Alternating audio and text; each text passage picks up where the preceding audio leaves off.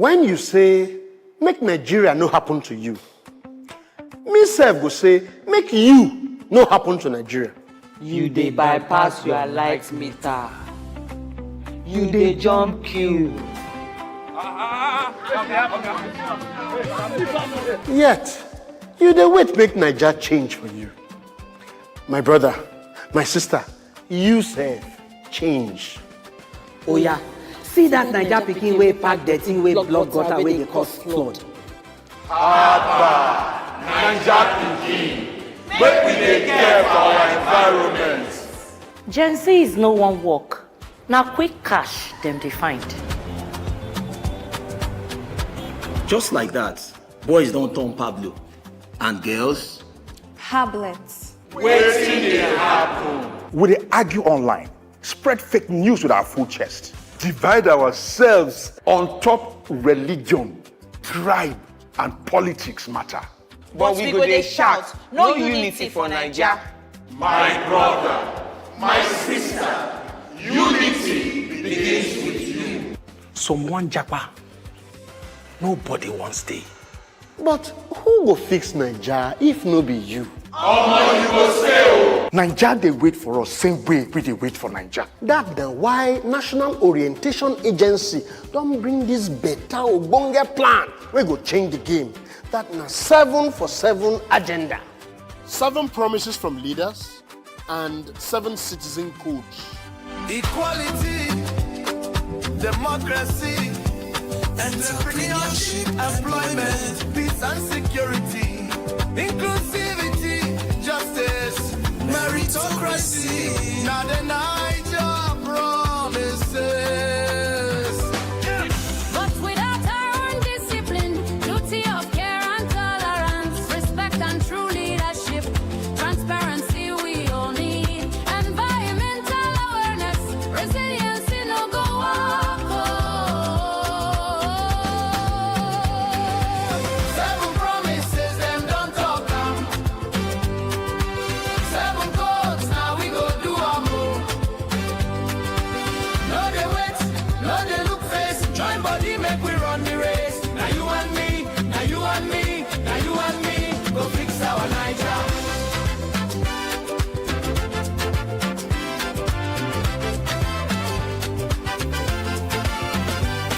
Leave bribery, wash your hands, come up from mago ways. Talk true when you see security concern now all of us. No dey complain about Naija, complaining no dey change am o. If you be true Nigerian, if you be ogbonge Naija. If we want better tomorrow, now we go make am work today. 7 promises, them don't talk am. 7 codes, now we go do am more. No dey wait, no dey look face, join body make we run the race. Now you and me, now you and me, now you and me, go fix our Naija.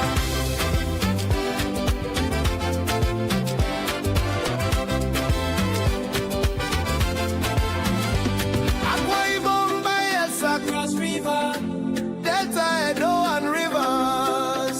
Oh, Akwa Ibom, Bayelsa, Cross River, Delta, Edo, and Rivers. oh, 7 promises, them don't talk am. 7 codes, now we go do am more. No dey wait, no dey look face, join body make we run the race. Now you and me, now you and me, now you and me, go fix our Naija.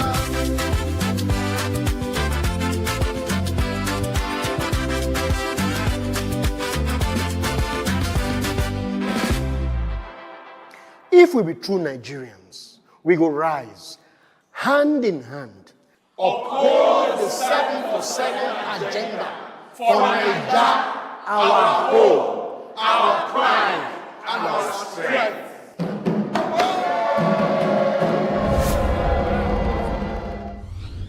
Powered by National Orientation Agency.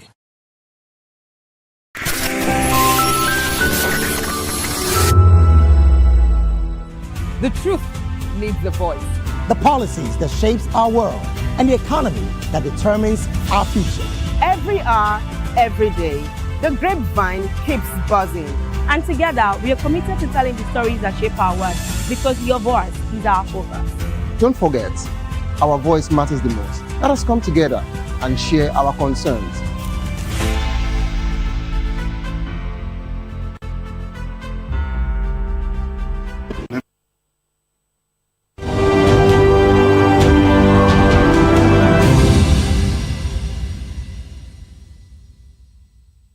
Hello Nigeria, and welcome to another exciting episode of the Issues on Voice of the People television, where we bring you the most important and pressing issues shaping our nation today. I am your host, Nenna Ndomdioto. Today on the Issues, we're examining the complexities of Nigeria's politics and governance, from NAF deadly airstrikes killing 40 in Borno to Kukah, Dogara, Musa top list as pressure mounts for Christian vice president. Also, Obasanjo backs Obi Kwankwaso ticket. And finally, IMF raises Nigeria's 2026 growth forecast to 4.4%. Join us as we break down the facts and provide context to help you stay informed. We'll take a short break, and when we return, we'll dig deeper into these topics. Don't go away.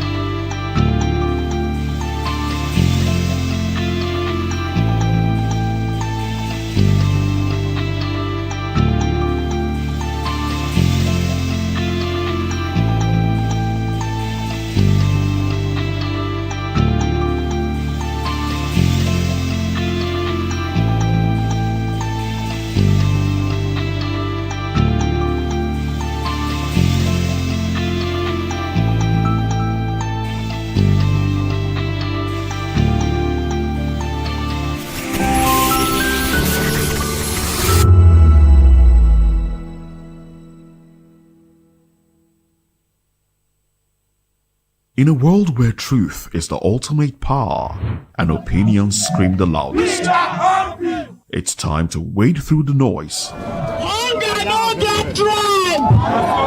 Hunger no get religion. And scan the human interest and trending topics that matter.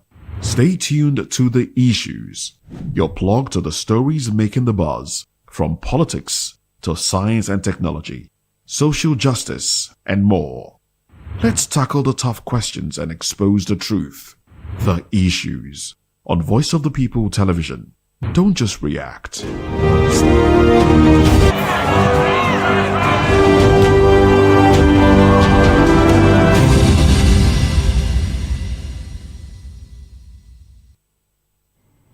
Glad to have you back. Let's dive straight into today's discussion.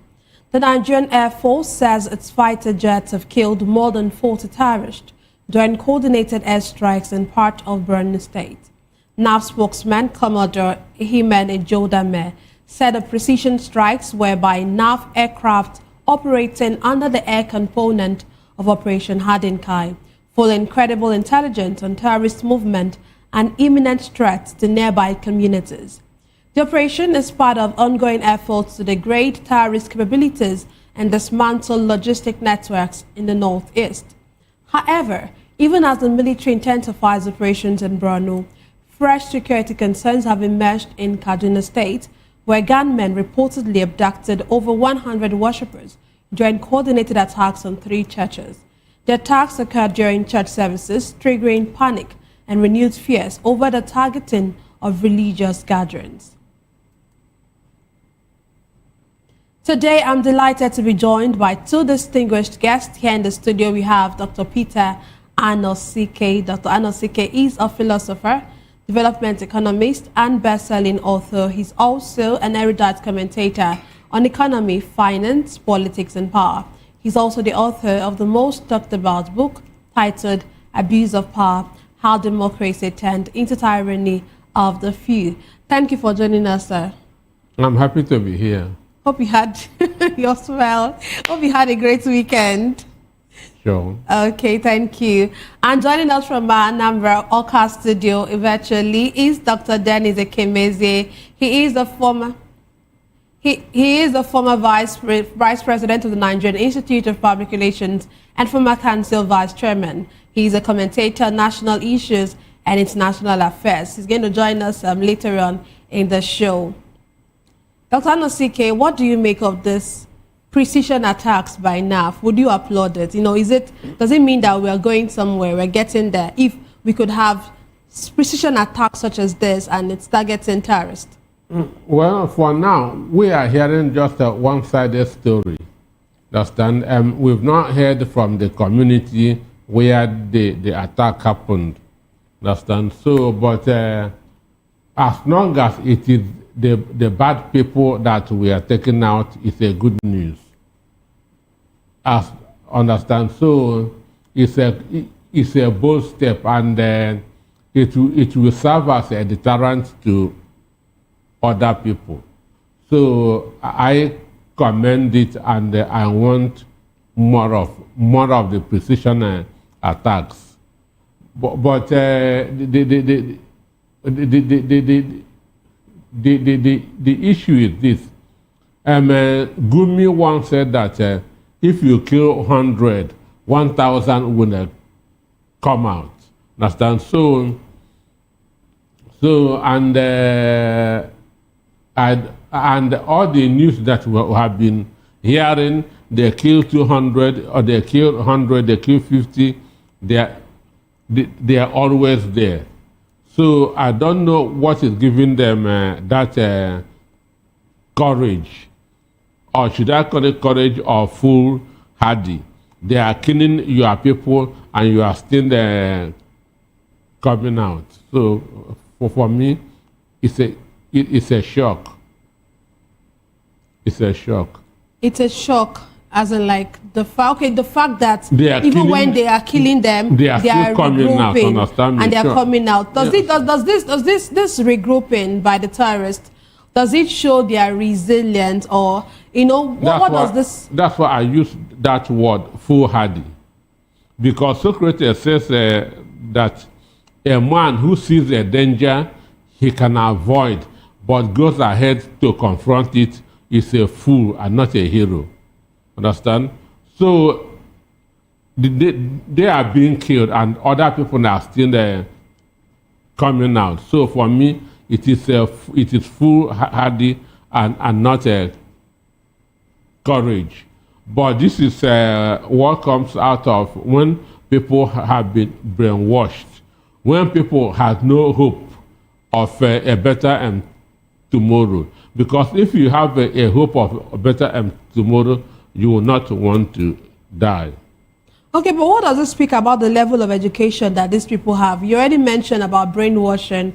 Does the level of education that they are subject to, or that they are open to, or they are open to, does it actually have, does it in any way cause this brainwash, this ability or this act of being brainwashed by these people? Because if, for example, if they are more educated, I'm saying if they are more educated than that's those people in that part of the world, in that part of the country rather, do you think that there will be lesser regrouping or lesser initiations into this kind of assuming that they have education, they will not see people to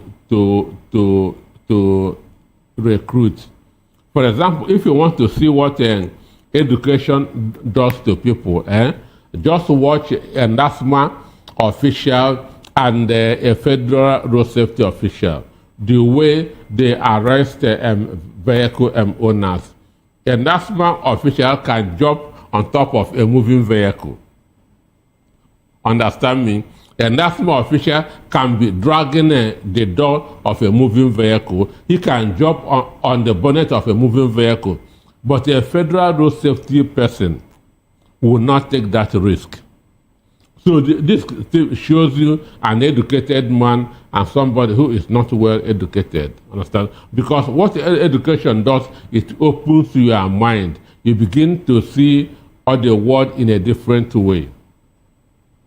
So many of them is from one mosque to the other. Understand me? So there's no education. That's why they are easy to brainwash. Understand? Even the part of the Quran that they are using on them, they don't even know how to read it. And when you cannot read, you cannot interpret. Okay. Okay, we are, our virtual guest is on now. Let's have his take on this. Good evening, Dennis. Glad to have you join us. Please, can you unmute your device?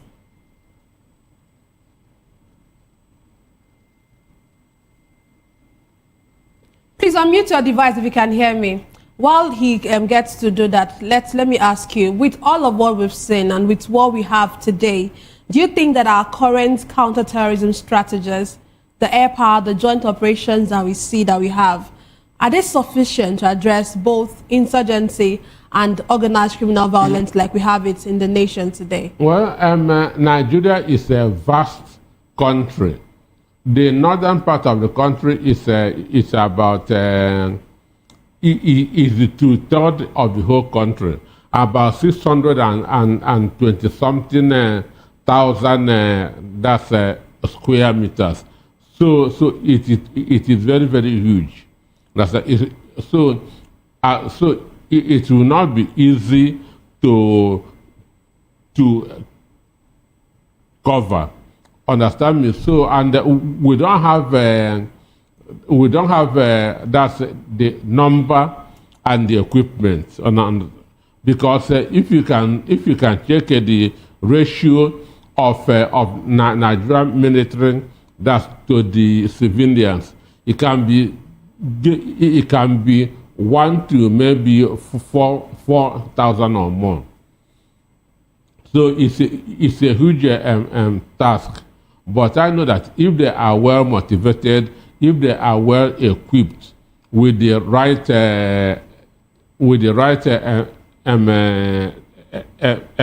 technology, like drones for monitoring and so on and so forth, they can do more. Okay, how do you think that we can, the military, how do you think they can balance offensive air operations with the risk of civilian harm? While you were talking, while you were responding to my first question, you said something about that is if it is just the terrorists. There was a way you said it. I can't remember the exact way you put it. I said that it's only on the side of the military that we heard. We've not heard from the community where those strikes were done, whether it was only terrorists that were killed that were affected. Understand me? Because they talk of precision. That I pray that it was a precision strike, because terrorists don't deserve to be alive. They're supposed to be killed. But not innocent people be involved or become victims. Okay, so that's what I'm asking. That how do you think the military can balance offensive air operations such as this, which we know it's very good in, of course, fighting this terrorist or fighting terrorism? How can they balance this with the risk of civilian harm and potential backlash from communities? One is gathering of intelligence, knowing where they are.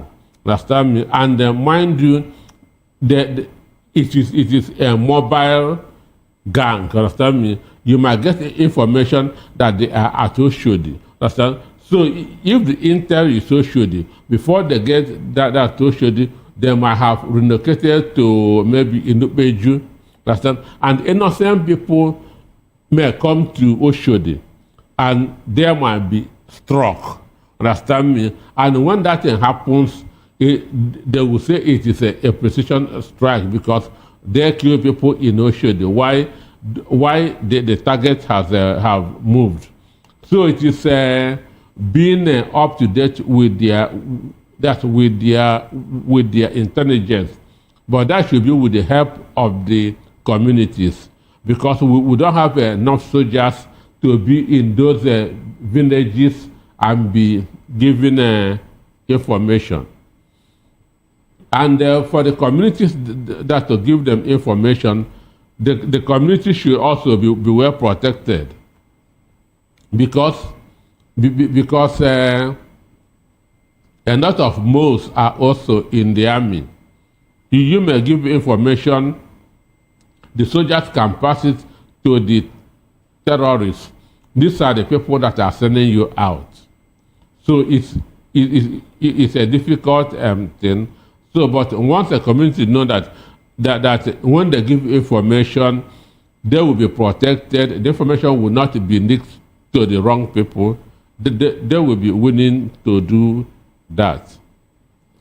Okay, let's get connected to our virtual guest. Dr. Dennis, glad to have you join us. Thank you, and Happy New Year. Yeah, same to you. Okay, so let me bring you up to speed to our discussion with the NAF, that's Nigeria Air Force, says that it has where he had precision airstrikes and he has killed 40 terrorists. What do you make of this development? Would you actually call this a tactical success by our Air Force? Well, that is a very strategic action, and if you call it a tactical achievement, it's also we must also commend them and say kudos to them for trying to at least put the nation in a way that people will now start to have confidence in the government, especially the military, taking action. Because inaction, as was in the past, appears that the government is taking side. So now that they are now eager and willing to work, I think is commendable.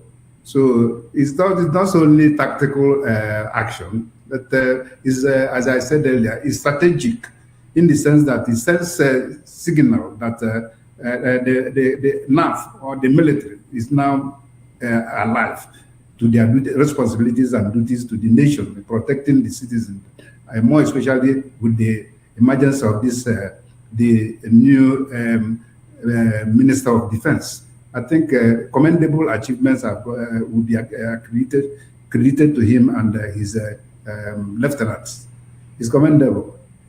So are you actually attributing this success or this new development to the emergence of the minister, or the fact that we have a new Minister of Defense who used to be part of the service chiefs? Are you saying that this is one of his successes as a Minister of Defense? I think I should.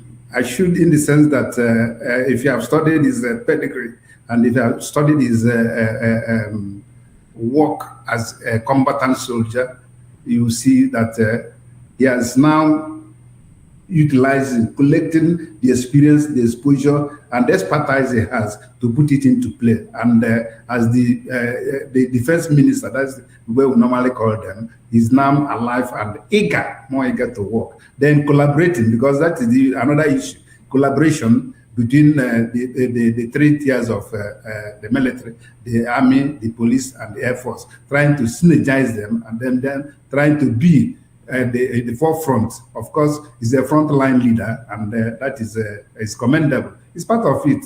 He has taken action, and actually, you can now see more results. It's not only bombardment. I think there's also the militant, the combatant soldiers are in the field also, beefing up the operations. I think we must commend him too.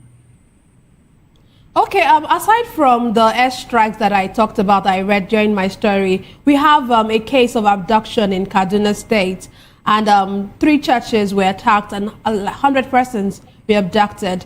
What does this scale of church abduction say about the security gaps that we have in Kaduna, despite ongoing deployments and community policing efforts that we have in that state, and of course in all parts of Nigeria?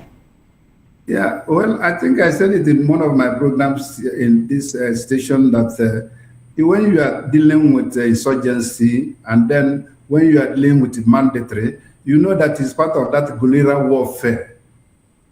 Hit in the local palace, they will say hit and run, then they will hide. And there's part of the new strategy they need to adopt to know how to cope the migration from one place to another. Because if you watch what happened in Sokoto after the bombardment in that area, there was a migration towards the Kwara area. And of course, you know what happened in National Park, and these are part of the migration that needs also. There must also be surveillance by the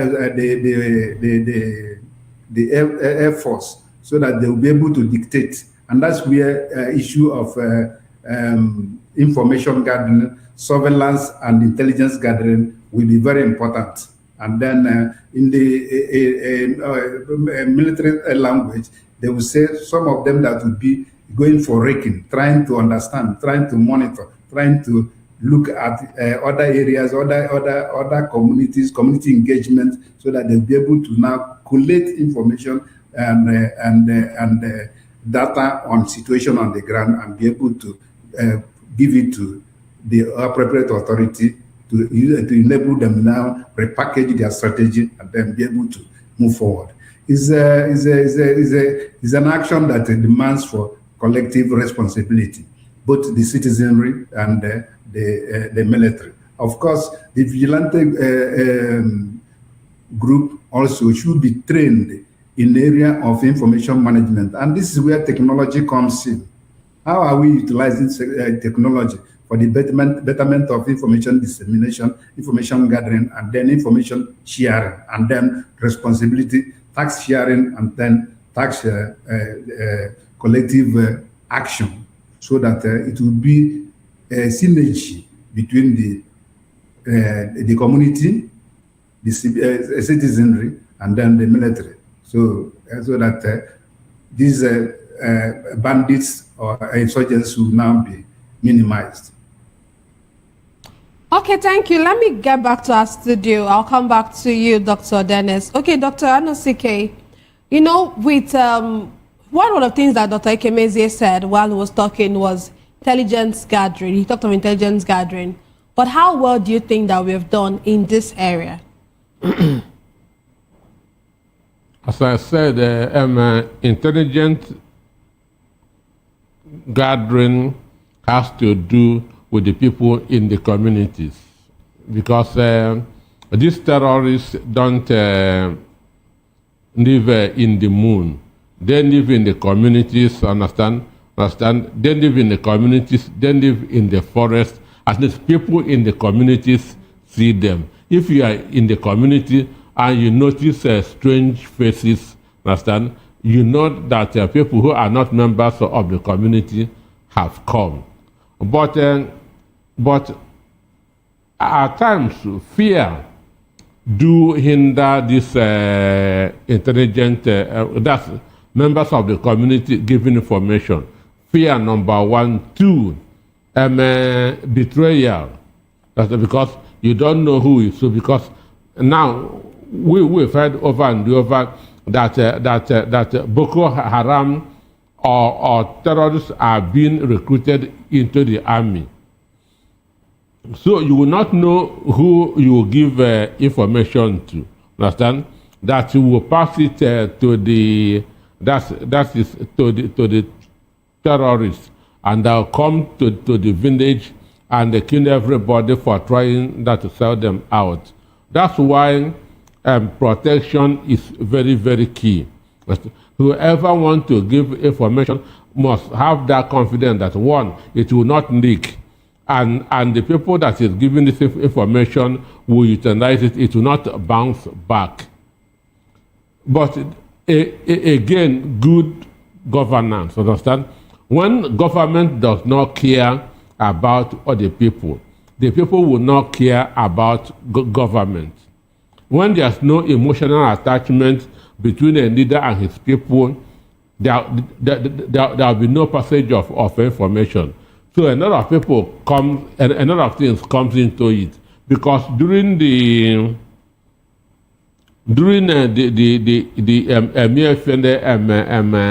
cash crunch. I saw in Niger State, in Borno, where bandits were sharing foods to members of the community, where bandits were giving the new notes that you and I cannot get here to the members of the community.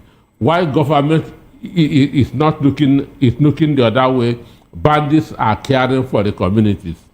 Understand me?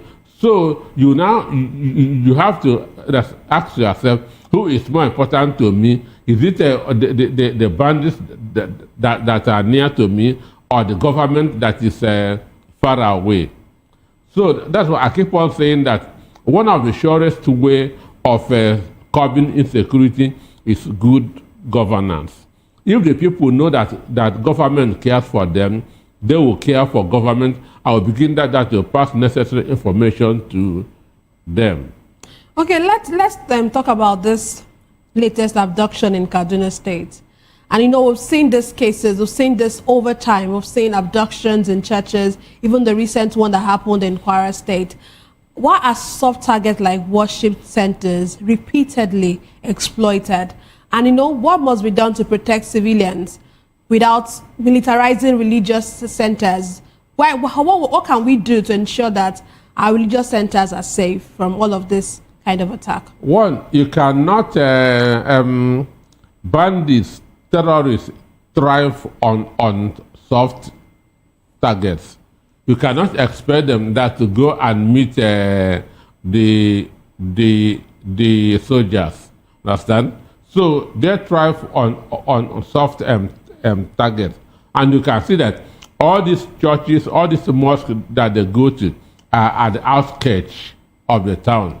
They cannot go. That's at the heart of the city, and they abduct anybody because before they can leave, transport and that's the vehicles and everything would slow them down.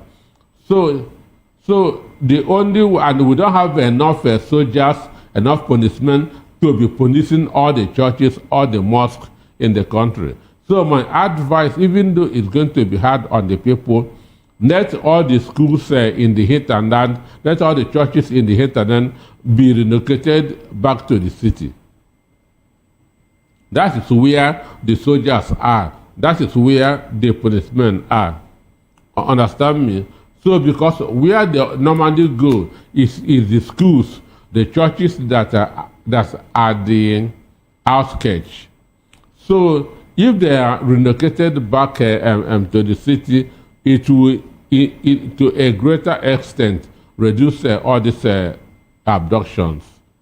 Okay, let's come to you, Dr. Ekemezie. With all of this that we've seen, with all of these abductions, soft target, churches, schools, do you think that the federal government should recalibrate its engagement with state forces? We've had these days, as a result of all of the happenings, we've had governments, we've had different religious, different religious bodies and regions calling for state police. With all of this, do you think that there's a need for federal government to recalibrate with state forces? We have a Moteco and all of that, and local intelligence network to preempt such mass abductions that we get to see in our nation. I think the critical issue there is the vulnerability of churches and let's say worship centers, because it's not only churches. It depends on the area you are looking at it. If it's in the Katsina State, even Niger State or Kwara State, you will see it may not be only churches. What I think is needed to be done is vigilance. The price of liberty is internal vigilance. And then part of it also is conscientization and then awareness. This slogan in the past, if you hear something, if you see something, say something. If you hear something, do something. As I said earlier, it has to be collective action. Yes, community engagements in terms of vigilante groups or in terms of regional security forces should also be needed. But what I want to say is that they also needed to be trained and then well equipped. And also, I mentioned the information communication technology is vital. The utilization of technology becomes very imperative so that you use even the drones, even to monitor also, so that you know when they're coming and then how to strike and then be able to wage war against them. I think that is critical. They are needed. The Motekun and others, even in the Southeast, are also needed to be trained and then equipped. Communities also only need to own their own. But the question is how sophisticated are they? Because those people coming are coming with sophisticated weapons, and at times it creates fear on the people, and that's where emotional intelligence comes in. How prepared are the people to, even the soldiers themselves, be able to withstand such a fearful situation? And it's also, we need also, I said something about utilization of technology. It should be key so that you'll be able to monitor and then even censor and then be able to predict. You know, this time, as I said earlier, is guerrilla warfare, and guerrilla warfare should be tackled as immediate action. Therefore, our military, even our people, not the citizenry, should also be proactive so that they will know and then be vigilant and then be able to withstand such forces as they come. Okay, thank you very much. Let's move on to our next conversation tonight. So we were moving on to politics. As permutations ahead of the 2027 general election intensify, fresh political pressure is mounting on President Bola Tinubu over the choice of a possible running mate. Prominent political and religious figures, including Matthew Kukah, Yakubu Dogara, and Aminu Musa, have emerged as front-runners in discussions around the possible Christian vice presidential candidate for 2027. Sources say the growing agitation is driven by calls for religious balance at the top level of government, following concerns over national cohesion and inclusivity. Political stakeholders pushing the idea argue that a Christian vice presidential candidate could help ease religious tensions and broaden electoral appeal, particularly in the Middle Belt and southern regions. While the presidency has made no official pronouncement, analysts know that the debate highlights deeper concerns about power sharing, zoning, and national unity as Nigeria heads towards another election cycle. Let me come to you first, Dr. Anosike. You know, what do you make of this? I know you were, when you sent me this story and I looked at it and I was like, oh, okay. So this is what is. No, I told you. You told me already, yes. I told you. I knew you wanted a background to that. I told you that the bomb in Sokoto is going to drop Shetima. Oh, yeah, that's the exact statement you made. Sure, yes. So, and now then this is happening. So there's no way Tinubu will run Muslim tickets. Even if we drink all the beer in MBL, understand me? That ticket is dead and gone. He must speak. That's a Christian. That's as a vice. Understand? Even though I've been saying this since last year, that any side that Tinubu chooses, he's going to get hot. Understand? Dropping a Shetima is a big problem for him. Understand? Picking a Christian is also a very big problem for him. But he must make a choice. Understand? And the choice is he's going to choose a Christian. Then, unfortunately for him, there's no Christian with capacity in the north. Understand? There's no Christian with capacity in the north.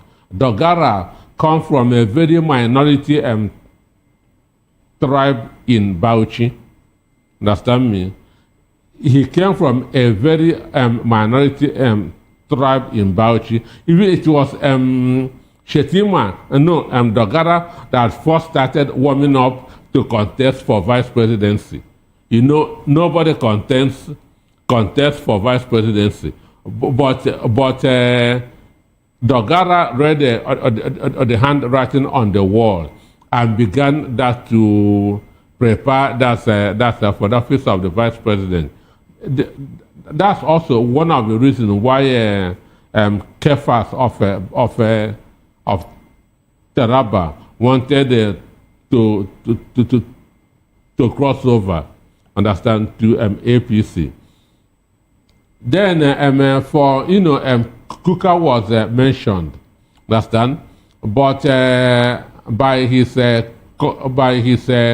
ordination as a bishop, he cannot meddle into partisan politics.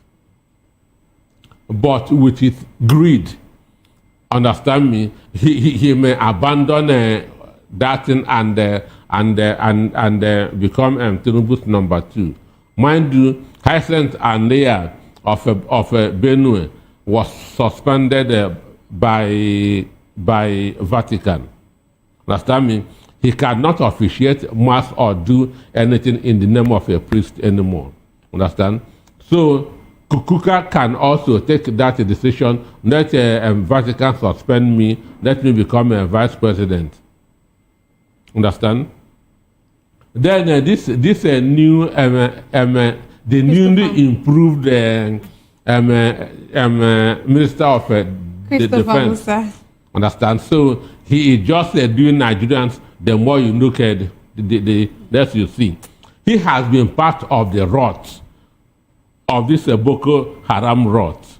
Understand me? He was a commander, one of the commanders, even when Ibrahim Shekau was alive. Understand? Now Trump has come. They have he was sacked. Understand me? And they have to rebrand him. Now they have now chosen a Christian as a minister of defense. Understand? So them he might also be considered because he is a politician as we speak. Understand? But being a soldier will not bring any political distance because the commander-in-chief is the president and not the vice. So there's no way the vice will be in charge of security. Understand? So Tinubu is going to pick a Christian vice president, whether he likes it or not. Mm-hmm. Understand? But for now, I don't know who. And none of these people that we have mentioned can on their own command 500,000 votes in the north. Okay, I have two questions out of what you said. The first question I would like to ask, you said something about dropping Shettima would be like a bomb for the president. No. I said that that the bomb in Sokoto dropped Shettima. Okay. But you made mention of that dropping Shettima. But I'm trying to get the exact way you said it. Like dropping Shettima would be a big problem, would be a big challenge for the president. Mm-hmm. That's what you said. Mm-hmm. Why do you think it's going to be a big challenge for the president? That's one question. Mm-hmm. And then the second question is, for someone like Musa, who is the defense minister, is he in tackling insecurity? Is it better off as the vice? Is it better off as a vice president? Or is it better off as the Minister of Defense? So those are the two questions I wanted to ask for you before we go to our guest. One, I said that dropping Shettima that would put him in a very big in a quagmire because one, Shettima is influential. Understand? Shettima is influential. Shettima has been in politics for a very long time. He has built a strong network in the Northeast where he came from. Understand? And before now, he has already started projecting for 2031 with somebody from a politician in the South as his VP. Understand me? He has started projecting that for 2031 with a politician with a senator from the South as his VP. And he has a lot of followers who has bought into Shetima 2031. So once he is removed, it means that the dream has died down. And those following him will not be happy with it. Understand? They will even accuse Tinubu of playing a U.S. agenda. Okay, before you get to, I'm sure you've forgotten about my second question. Or before you respond to my second question, let's allow our guests, our virtual guests, weigh in to this discussion. A Christian vice president. We have three persons who are topping the list. We have Kukah, we have Dogara, we have Christopher Musa, who seems to be in your very good books, Dr. Ekemeze. What do you make of these personalities? What are their strengths? Do you think any of them would actually make this eventually make the vice presidential candidates in 2027?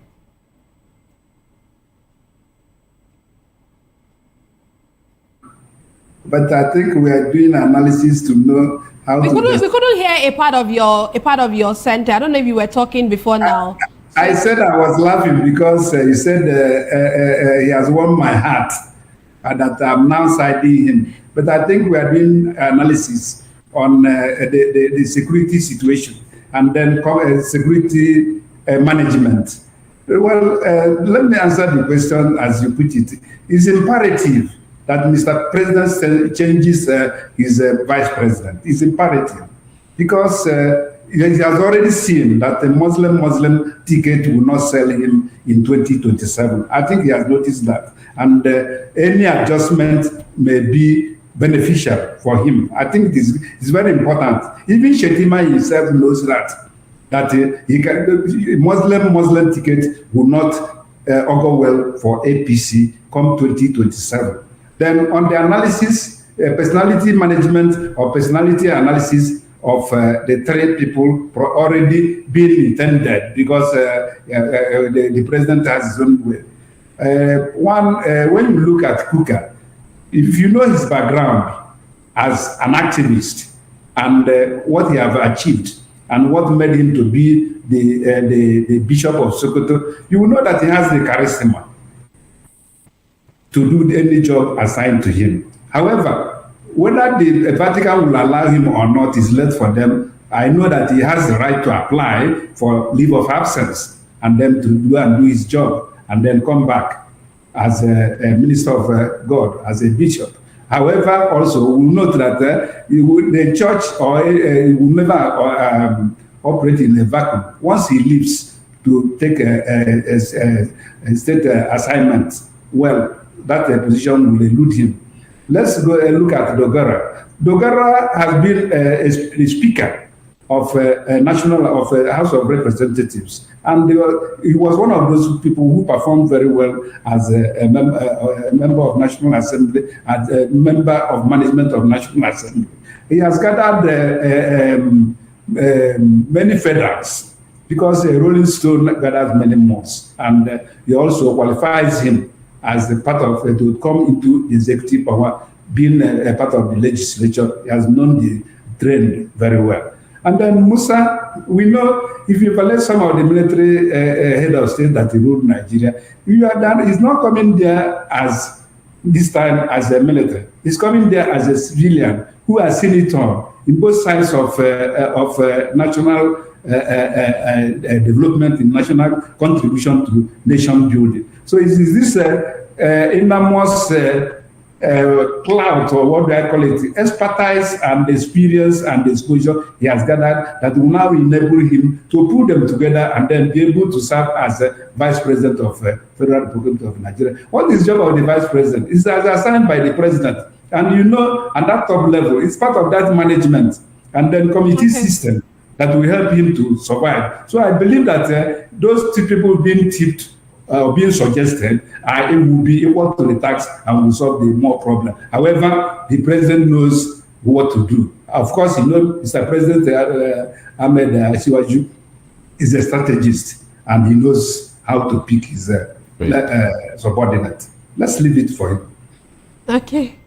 Okay, let's quickly move on to our last conversation for tonight because we don't have much time anymore. But let's quickly get into the discussion. Former President Olusegun Obasanjo is reported to be backing a potential presidential ticket between Peter Obi and Rabiu Musa Kwankwaso. I don't want to read all of this, but what do you make of this?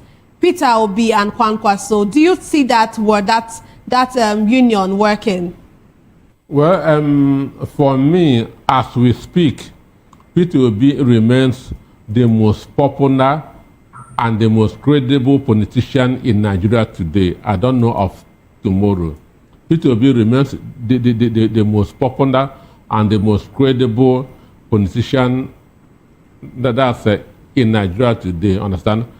Peter Obi remains the only politician that can stand up somewhere and more than 1 million people will come voluntarily, understand, without being induced. I don't see any other politician in Nigeria doing that. And a lot of these politicians, that article, Peter Obi is doing it to Tinubu, all of them are doing their secret opinion polls. And Peter Obi is leading among the youths. And the youth made up, and 65% of Nigerians are youths under the age of 35. Understand? So that shows you where Peter Obi is. Understand? Then for Rabiu and Kwankwaso is only popular in Kanu and Jigawa, which also showed in the 2023 general election. Understand me? And I have said it in different fora that if Rabiu Kwankwaso has backed either Atiku or Peter Obi in 2023, Tinubu would not have been there. Understand? Because his 1 million plus vote was a waste. Okay. So if Peter Obi if Buhari, I mean if Obasanjo decides to pay them, to me, Peter Obi is doing him a favor. Peter Obi is doing who a favor? Kwankwaso a favor. Yes. Kwankwaso is not even in ADC, but we don't really have so much time to really dig into this. Do you see Kwankwaso getting into the ADC? Because I know that he's looking at ADC, he's looking at APC, is trying to get him into the party. APC is short. What is he going to APC?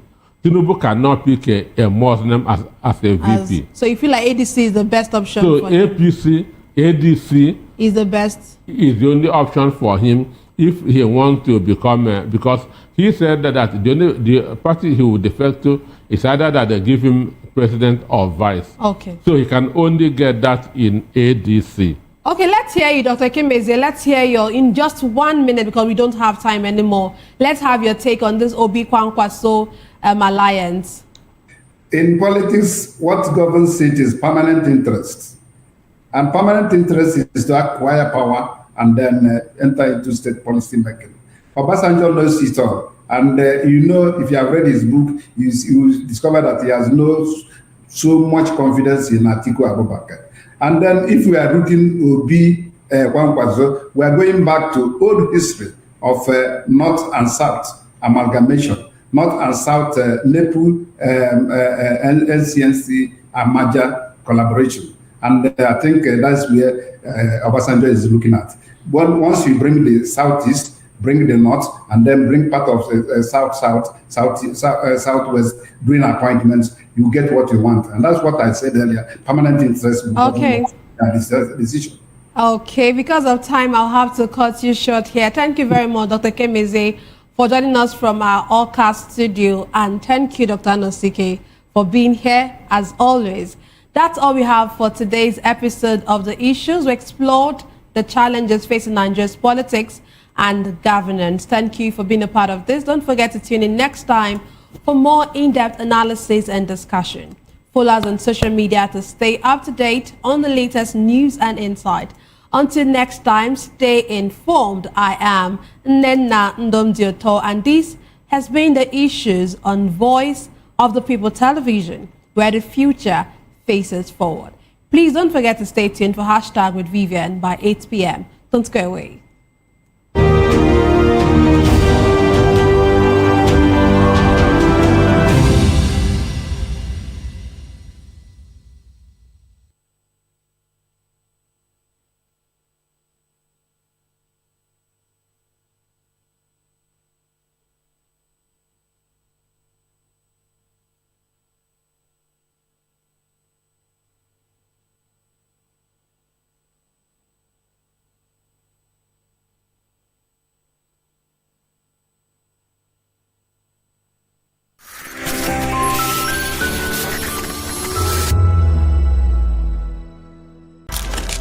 In a world where power shifts with every headline.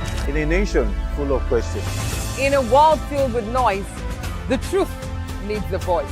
The policies that shapes our world and the economy that determines our future. Every hour, every day, the grapevine keeps buzzing. And together, we are committed to telling the stories that shape our world, because your voice is our focus. Don't forget, our voice matters the most. Let us come together and share our concerns.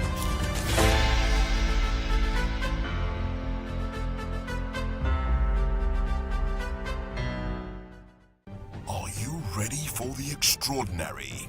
Something big is happening on your screen.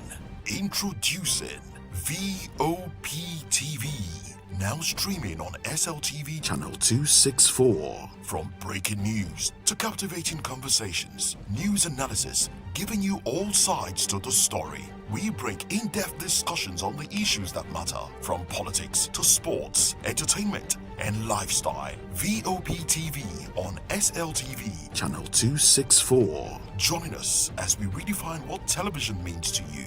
Voice of the People Television, VOP TV. Now you have more than a voice.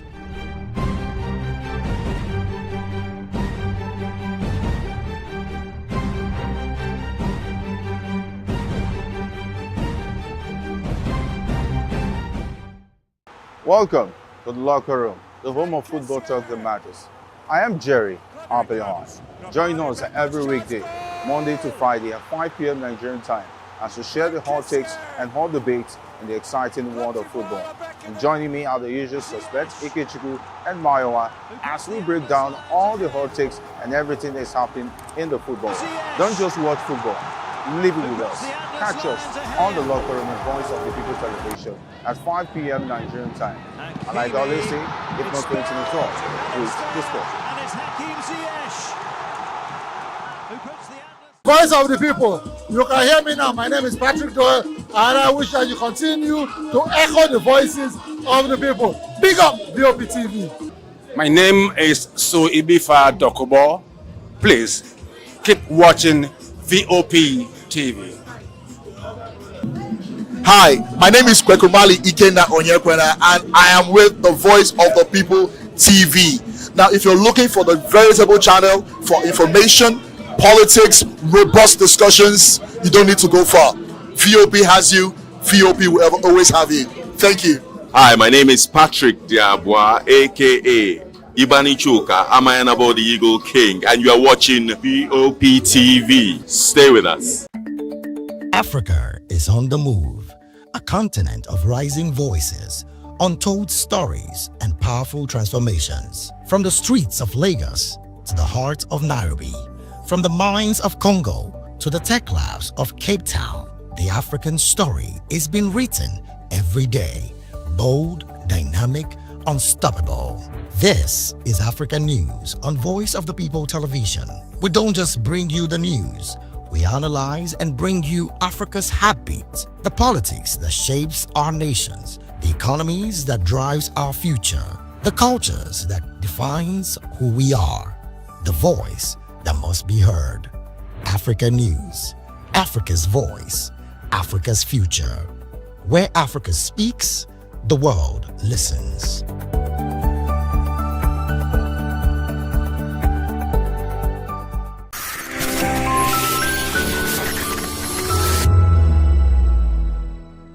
It's the third week of the new year, and economic activities are gradually picking up across major markets in Lagos State. Following the holidays, many markets experienced a slowdown as traders and buyers took time to return. However, indications here at the Daleko market suggest that activities are slowly returning, although not without challenges. I am at the Daleko market in Mushin, one of the busiest hubs for food production in Lagos State, to assess the level of business resumption after the New Year's celebrations. To get a clearer picture of the situation on ground, I spoke with traders to understand when they resume business, how trading has been so far, and how this period compares with the same time last year. You see, in this market, there is no price control because we are all wholesalers. We buy from different vendors and we bring it here to sell it at our own opinion price. So there is no price control here. There is no price control, and the price that we sell it in December is the same way we sell it in this January here. Now the price has not even go down or go up. It's still the same thing. Nǹkan tá a fẹ́ níbi ọ̀rọ̀ rice la wà ń tà. A fẹ́ kí gbogbo nǹkan kó lẹ́ rice di 20,000. Àtọwọ́ kẹ́fìtì kan Nàìjíríà ní jíjẹ kó lẹ́sẹ̀ oúnjẹ ní kókó tó jẹ́ wá ti tọ́nu ìṣẹ́bùṣe. Nǹkan tá a fẹ́ nìyẹn. Last year ata rice 52,000. 53 year ní oṣù yìí sìn a ti ń ta 50,000 51,000 so kò sí difference kó di 20,000 òun la fẹ́. Òní last year a ṣì ta 52 55 ó depends lórí nǹkan tí customer bá béèrè. We have long grain and we have short grain. Now à ń ta 50,000 a dẹ̀ ń ta 49,500 so ó depends lórí nǹkan tí customer bá béèrè. Òsibí tẹ́ máa dé kí ìjọba jẹ́ kó ń jẹ́ pọ̀ náà ni tó ń jẹ́ bá ti kó òun ìṣẹ́kù díẹ̀ o. Irú rice tata ní ọdún ní last year ní ká sọ pé last year ni irú price yẹn àtàrí kí ni nǹkan tá a fi tàrí pé ó wálẹ̀ kò wọ́n jara lọ oníkálukú rà wọ́n gbádùn ẹ̀ ṣùgbọ́n kó túbọ̀ wálẹ̀ jù bẹ́ẹ̀ yẹn lọ. The Daleko market also extends to the automobile industry as traders within this industry share their expectations as the new year begins. On our own, my own line precisely, which is motor spare parts. You know, it is normally we buy with exchange rate. Before the spare parts or anything, buying with exchange will come down. It must be as a result of exchange rates. When the exchange rate comes down, automatically the spare parts and other things that we import will normally come down. As also in foodstuff, because I almost closer to the Daleko market here, where they sell foodstuff, rice and gari and other beans.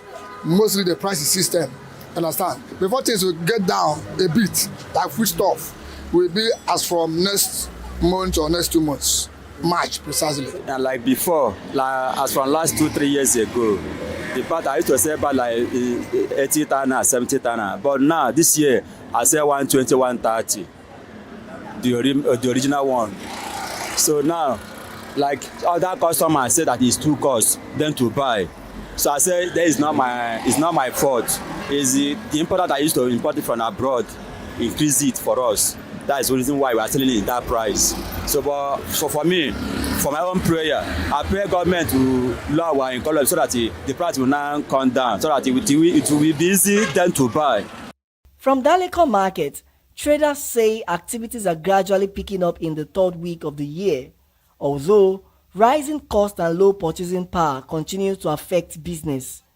While urging the government to address inflation, many traders are hopeful that the weeks ahead will bring better patronage and improved market conditions. Matthew Okunswada, reporting for Voice of the People Television.